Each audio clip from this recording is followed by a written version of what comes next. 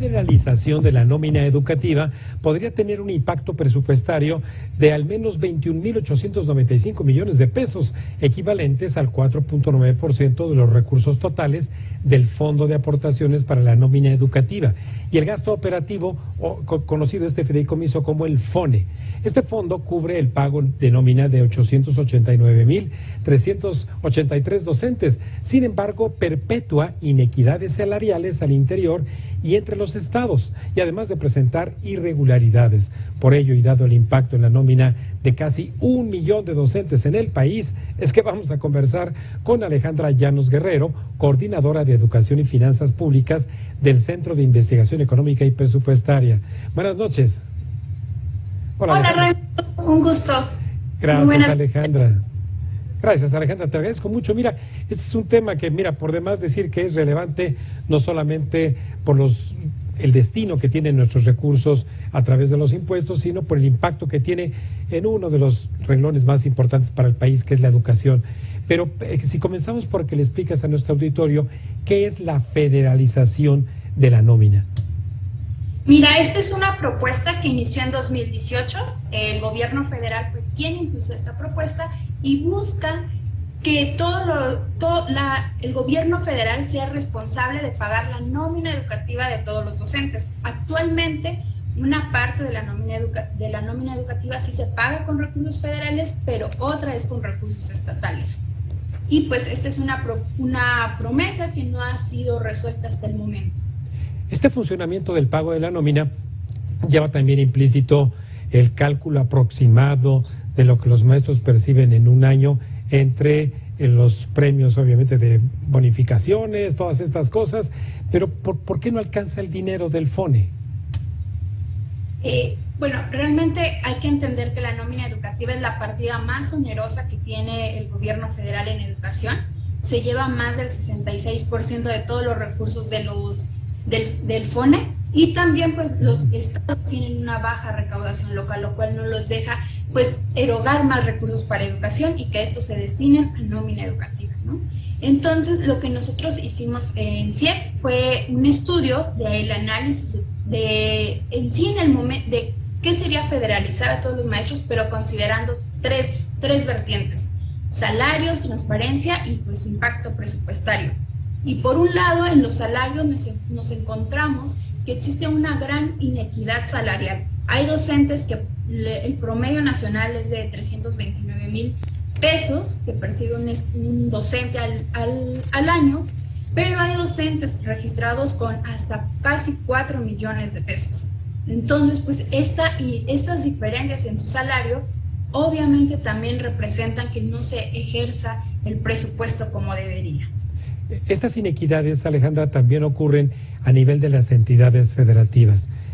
¿Tienes información sobre ello? Sí, así es. El estudio encontró que estas inequidades salariales están presentes tanto al interior de los estados como entre los estados. Al interior de los estados hay, por ejemplo, Oaxaca, que es la entidad con la menor eficiencia educativa, que se refiere a que de los estudiantes que ingresan a educación básica, los que finalmente terminan educación básica son de cada 100 solamente 13, ¿no? Tienen la eficiencia educativa más baja, y los docentes con el menor salario. Esta es una de las diferencias que nos habla respecto a California, que es la entidad que presenta los salarios más altos. Pero entonces, fíjate, nada más por lo que nos dices y está escrito en tu investigación, es entonces que esta inequidad salarial, por ejemplo, en el caso de Oaxaca, que reciben un salario promedio anual menor que en Baja California, tiene que ver también, aunque sé que no es objeto de la investigación, también con el resultado educativo. No hay como tal un estudio causal que lo hayamos realizado en la investigación, pero al menos sí hay una asociación que encontramos que Oaxaca, teniendo los docentes con los menores, con la proporción de docentes de menor salario, también tiene los resultados educativos más desfavorables. Ahora bien, si hablamos de inequidades salariales, también podríamos leer entre líneas, de acuerdo a tu investigación, que hay abusos salariales. A mí en lo particular llamó mucho la atención que dice, además existen docentes que se registraron hasta con 6 plazas y en 10 escuelas diferentes. ¿Qué es esto? Pues es el tema que mencionamos, que al FONE hasta el momento hay que entender que el FONE nació en 2014 con el propósito de corregir todas las irregularidades que presentaba previamente el FAEP, ¿no? Que era este fondo que también pagaba la nómina de los docentes y que sí tenía demasiados problemas, irregularidades. Ahora el FONE lo sigue presentando porque encontramos, como bien mencionas tú, hay docentes registrados con 6 plazas y en 10 escuelas diferentes. Pueden ser docentes que trabajan por hora, pero eso también nos habla de que no podemos finalmente aprovechar el potencial de los docentes para enseñar, porque pues hay que tener en cuenta los traslados entre las escuelas, qué es lo que está, cuáles son las responsabilidades que enfrentan en cada una de estas plazas, y más aún también encontramos que existen más de 1,371 docentes que trabajan en estados no colindantes, y un ejemplo de ello, un docente registrado hasta en 3 entidades diferentes. Estaba registrado en Chihuahua, Oaxaca y Veracruz. Es imposible que este docente pues pueda dar clases en estas 3 entidades, ¿no? Pues no, imposible, ¿verdad? Ni siquiera viajando a los fines de semana.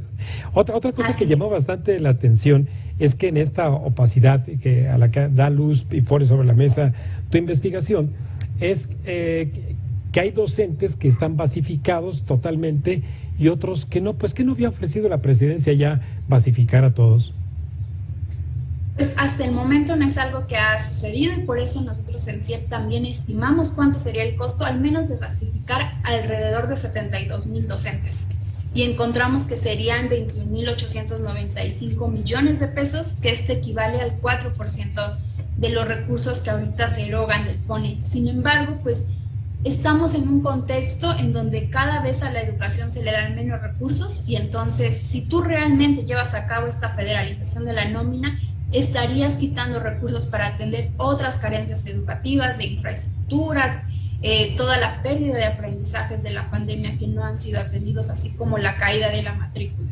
Es decir, contener a través del salario el descontento evidentemente de los docentes, pero desatender justamente esta infraestructura a la que te refieres. Entonces, las implicaciones de política pública, Ale, ¿cuáles son? Pues este momento hay que entender que estamos enfrentando una insuficiencia de recursos educativos para atender todos los retos que este sistema se merece y que todos los 29 millones de estudiantes que asisten requieren contar con los recursos suficientes para recibir una educación de calidad y hasta el momento la promesa de la federalización de la nómina no resolvería todos estos problemas. Se requiere una reforma más allá en el sistema y la pues realmente no estamos viendo. El envío de recursos de esta federalización de la nómina va de acuerdo al crecimiento que tiene también la matrícula educativa en entidades, por ejemplo, como el Estado de México, Veracruz. Sí, los estados que tienen una mayor proporción de docentes sí reciben una mayor cantidad de recursos. Sin embargo, pues en investigación se requeriría ver más allá, como esto que tú estás mencionando, si va de la mano con una mayor matrícula y sobre todo resultados en calidad educativa, ¿no? Que los docentes al final son el pilar fundamental para elevar la calidad educativa y pues una manera sería que estos incrementos que se puede llamar de presupuesto pues estén vinculados con la calidad educativa y con los docentes finalmente con una formación adecuada. Entonces, Ale, los mecanismos de rendición de cuentas, no solamente del FONE, sino también de parte de los estados que reciben estos recursos, ¿son transparentes o les anda fallando ahí? Pues al menos y estos son todos los hallazgos de la investigación, son recursos que el mismo FONE reporta, encontramos opacidad. Entonces se requiere que los mecanismos del FONE de rendición de cuentas pues aclaren, ¿no?, lo que mencionamos de por qué hay docentes registrados con 6 plazas, docentes ganando hasta casi 4 millones de pesos cuando el promedio del salario es de 329,000, y también porque hay docentes trabajando en 10 escuelas diferentes y para ello se requiere que el FONE pues fortalezca sus mecanismos de rendición de cuentas. Sí, en la tendencia de asignación de recursos al FONE, mi querida Ale, se espera que ahora lo que llegue en la nueva propuesta de presupuesto para el 2024 haya por lo menos se puede evaluar, el impacto de este ofrecimiento que hizo la presidencia de incrementar, me parece que en 8.9% las prestaciones o los ingresos. Sí, lo que hicimos fue que el salario que actualmente nosotros obtenimos, que era el salario promedio, ¿cuánto sería con este incremento? Y alrededor los docentes percibirían 359,000 pesos.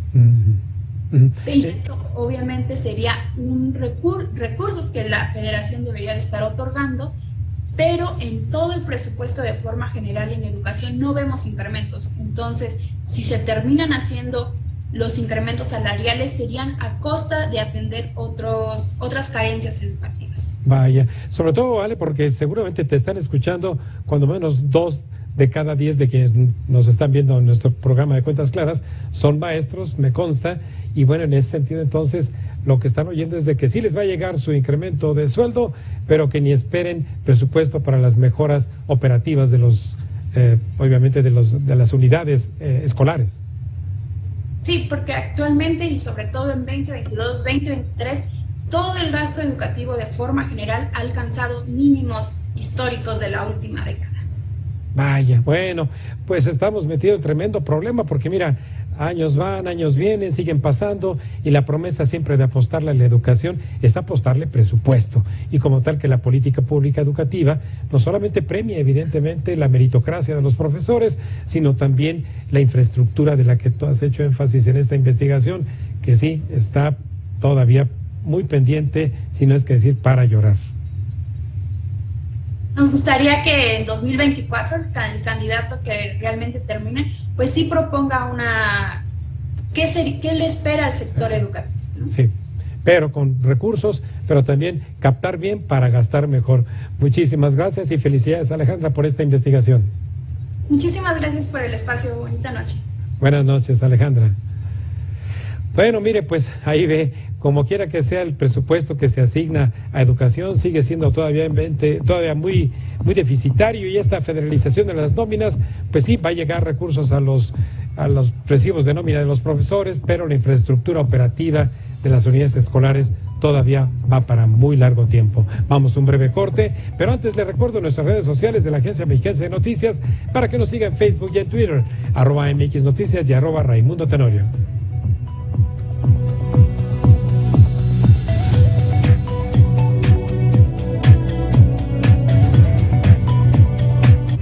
Estás viendo Cuentas Claras con Raimundo Tenorio.